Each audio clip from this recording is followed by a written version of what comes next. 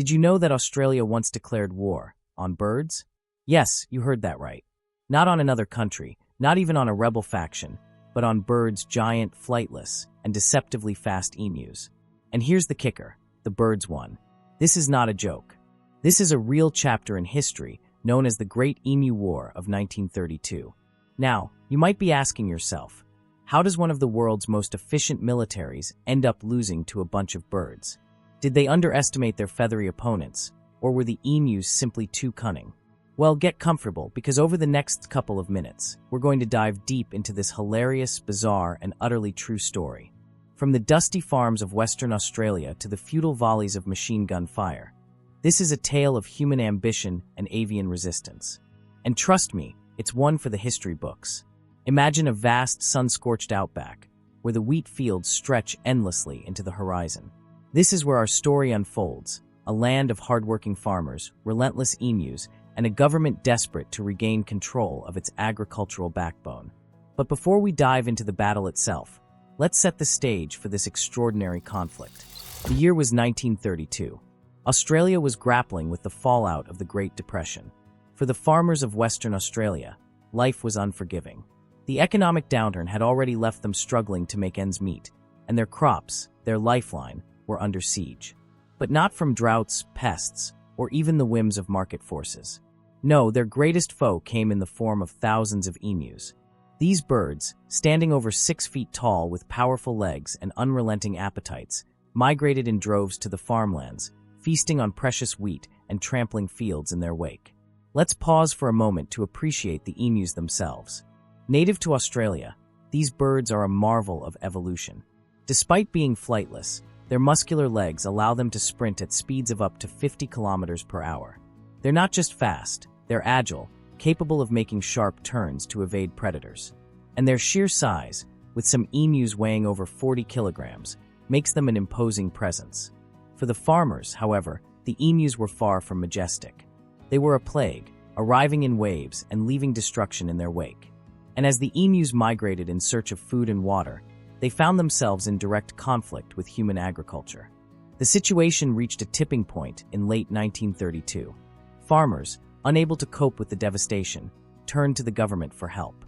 Their message was clear: do something about the emus, or we'll lose everything. The government, eager to support its agricultural sector, decided to take action. But what could they do against an enemy that numbered in the tens of thousands?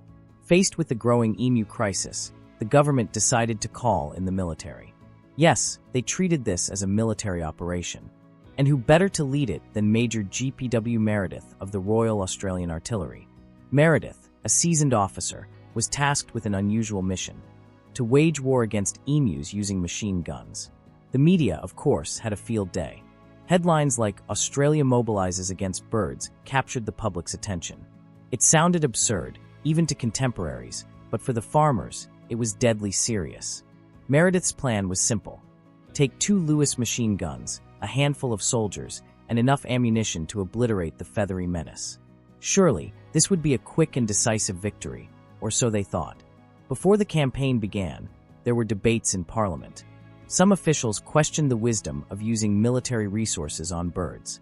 Others argued it was necessary to protect Australia's wheat production, a vital export during the economic downturn. In the end, the farmers' pleas won out, and the operation was greenlit. The decision wasn't without its skeptics. Some citizens laughed at the idea of a war on birds, while others feared it would set a precedent for military intervention in civilian matters. But for Major Meredith and his men, the mission was clear: eliminate the emus, no matter the cost. The campaign began in early November. The first target? A group of around 50 emus gathered near Campion. The soldiers set up their guns, took aim, and fired. What followed was chaos. The emus, far from being sitting ducks, scattered with incredible speed. Some zigzagged, others bolted into the underbrush, and before long, the soldiers found themselves shooting at empty space. Not one emu was killed. Determined, the military regrouped. A second attempt was made, this time targeting a larger flock. Meredith's men opened fire, managing to kill about a dozen emus before their machine gun jammed. The birds, seemingly unfazed, simply ran off. Imagine the frustration of these soldiers. Here they were, armed with some of the most advanced weaponry of the time, and yet they couldn't outmaneuver a bunch of birds. It was as if the emus were toying with them, darting in and out of range, always staying one step ahead. As the days went on, it became clear that the emus weren't just fast, they were strategic. They traveled in smaller groups, making it harder to corner them. Some soldiers even claimed the emus had a lookout system, with one bird standing guard while the others fed. Whether that's true or not, the emus were proving to be more formidable than anyone had anticipated. By mid-November, the Great Emu War had become a comedy of errors. The soldiers, armed with state-of-the-art weaponry, found themselves outsmarted by a bird whose brain is smaller than a walnut. In one particularly humiliating incident, the soldiers mounted a machine gun on a truck, hoping to chase down the emus. But the terrain was too rough. The truck bounced uncontrollably, making it impossible to aim. The emus? They outran the truck with ease. Meanwhile, word of the campaign's failures began to spread. Newspapers mocked the military effort, and public opinion started to shift. Some people even began rooting for the emus, seeing them as unlikely underdogs in a battle they had no choice but to fight. By the end of 1932, Major Meredith was forced to admit defeat. Despite firing thousands of rounds of ammunition, the military had killed only a few hundred emus. For every bird they brought down, it seemed like 10 more appeared in its place.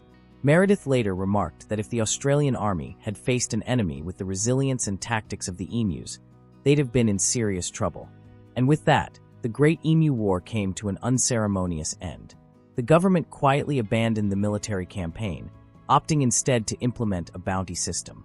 Farmers were encouraged to take matters into their own hands, which proved far more effective. So, what can we learn from the Great Emu War? For one, it's a cautionary tale about underestimating nature. The emus were simply doing what they'd always done, migrating and feeding, and yet they managed to outwit an armed military force. It's also a reminder of human hubris.